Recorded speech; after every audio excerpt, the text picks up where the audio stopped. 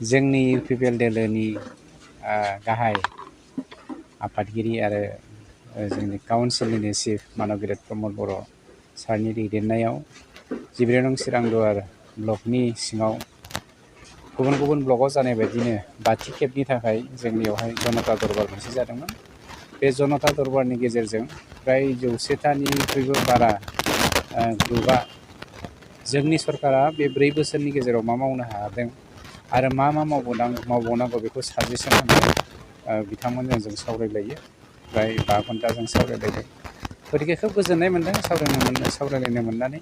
मानोना सुबुं गौमाया मा लुबैयो मा लुबैया, जनसाधारना मा बानजायो, बेखौ गोरोबलायनायनि गेजेरजों बानज्लायलायनायनि गेजेरजों खामानि मावनायानो सरकारनि दायथ'। बेनि गुबै थांखिजोंनो दिनैनि जनता दरबारखौ खुंनाय जादोंमोन आरो बिसेस भाबै आं खोब गोजोननाय मोन्दों।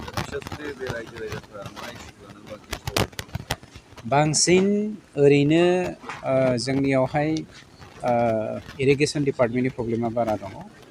बेनिफ्राय स्कुल थांनाय समफोराव स्कुल रिपेयारिं जायाखैमोन। स्कुल रिपेयारिंखौ बांसिनै नैथियाव बेखौ बुंनाय जादों। आरो लोगोसे कमिउनिकेसननि बेलायावहाय साहा ओनसोला जाथ्राखैमोन। माखासे गामि फोनांजाबनाय लामा सामानि खामानिया कालभारफ्रा दङ, बेफोरखौबो खोब खम समनि गेजेरावनो बानायनानै होयोब्ला रायजो राजाफ्रा बिजनेसनि बेलायाव, फरायसा फरायसुलिफोर फैनायनि बेलायाव मोजां मावफुंनो हागोन बा मोजाङै साक्सेसफुल जानो हागोन। बेफोरखौ लानानै बिथांमोना साजेसन होदों।